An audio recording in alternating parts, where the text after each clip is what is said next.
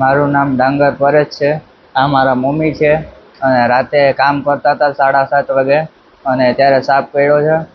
Direct સિવિલમાં આવ્યા છીએ અને ડાયરેક્ટ પછી અહીંયા સારવાર ચાલુ થઈ ગઈ છે. ચાલુ થઈ ગયા પછી સાપનો ફોટો બતાવ્યો તો એ ડૉક્ટરે કીધું આ કોબરા છે. પછી ડાયરેક્ટ સારવાર ચાલુ કરી છે. અહીંયા સારું કામ છે. આ સરકારીમાં ઘણા લોકો કહેતા હોય છે સિવિલમાં કામ સારું નથી. સિવિલમાં કામ છે એવું કોઈ એક કામ ન કહેવાય. ઓલો ખર્ચો વધી જાય. આમાં સારવાર એ સારું છે. ડૉક્ટરનો ખૂબ ખૂબ અભિનંદન. અત્યારે પરિસ્થિતિ હાલી શકે, બોલી શકે, બધું કમ્પ્લીટ છે. કાંઈ વાંધો નથી. અત્યારે ડૉક્ટરે બહુ રાતદી મહેનત કરી છે, માથે ને માથે. ચંદ્રિકાબેન કિનભાઈ ડાંગર શેરગઢ કામ કરતી હતી તે ઝેરી સાપ કર્યો. તાત્કાલિક મેં દવાખાને આવી ગયા. તાપ બહુ સારો હતો ને એ મહેનત મારી બહુ કરી આખી રાત. બીજે દવાખાને છે તમે ખર્ચો ઝાઝો થાય તો બહુ મહેનત કરી મારી. શ્રેષ્ઠ છું તો તમે બોલી શકો છું, હાલી શકો છો. ડૉક્ટરનો આભાર. હું ડૉક્ટર RM કોડિયાતર. આજે રાતે અમે ડ્યુટી ઉપર હતા ત્યારે સાંજે 8:30 પોણા 9 વાગ્યા ચંદ્રિકાબેનને લઈને આવ્યા. ત્યારે એમને શું કહે કમ્પ્લેનમાં એવું હતું કે એક સાપ પડ્યો જે એનો પોતાને ખ્યાલ નહોતો કયો સાપ હતો એમ. પણ એના લક્ષણો આ તે અમે 15-20 મિનિટ ઓબ્ઝર્વેશનમાં લઈ ગયું. પછી હું કે એના લક્ષણો જોયા ને તો કોબરા બાઇટ હોય એ ટાઈપનું હતું.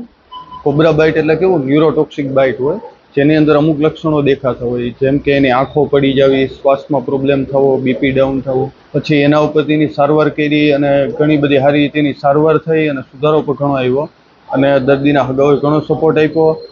અને આવી જ બધી પબ્લિકને અપીલ કરીએ કે કોઈ પણ વસ્તુ હોય તો પહેલે તમે ગવર્મેન્ટ હોસ્પિટલની કે સારવાર લેવાનો આગ્રહ રાખો. ગવર્મેન્ટમાં બધી વસ્તુઓ આપણી પાસે છે, બધી વસ્તુઓ આપણે એને આપીએ. અને આજે એ દર્દી કમ્પ્લીટ થઈ ગયું છે. અત્યારે લગભગ 12 કલાક જેવો સમય થયો. જનરલી પ્રાઇવેટ હોસ્પિટલમાં ગયા હોય તો પણ આ 24-48 કલાક લાગે. એની જગ્યાએ આપણે 12 કલાકમાં એ દર્દી કમ્પ્લીટ થઈ ગયું છે અને આપણે એને લગભગ અત્યારે રજા આપી દેવું અડધી કલાકમાં. ટૂંકમાં ન્યુરોટોક્સિક બાઇટ હોય ને એટલે કોબરા જ હોય, કોબરા બાઇટ હોય ને એના કારણે. અને કાલના દિવસમાં મેં આવા 2 કોબરા બાઇટ જોયા છે. અને આવી જ રીતે પેશન્ટ ખરાબ થતું હોય અને આ પેશન્ટને ઇમરજન્સી સારવાર ના મળે તો આ પેશન્ટ 10-15 મિનિટમાં ખરાબ થઈ શકે. અને ઘણીવાર એવું બને કે આને વેન્ટિલેટર ઉપર પર રાખવું પડે.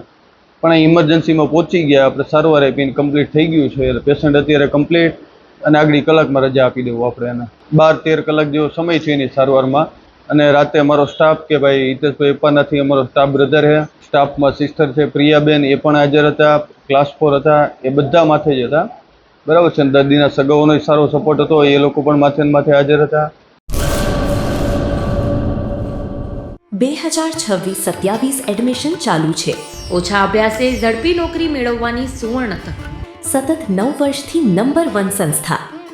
અનેક વિદ્યાર્થીઓ સરકારી નોકરી મેળવી ચૂક્યા છે. ફાયર સેફટી કોર્સની થિયરી અને પ્રેક્ટિકલ તાલીમ સચોટ રીતે આપતી એકેડમી એટલે Gujarat industrial fire and safety academy. પ્રવેશ લાયકાત ધોરણ 10 થી 12 પાસ.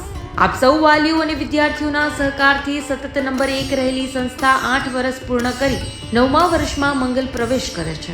ભવિષ્યના ઘડતર અને સારી નોકરી મેળવવા આજે જ સંપર્ક કરો Gujarat industrial fire and safety academy, બીજા માળે રાષ્ટ્રભાષા ભવન, બસ પોર્ટની સામે, ભુજ, કચ્છ. સંપર્ક 9737296001 8155030882.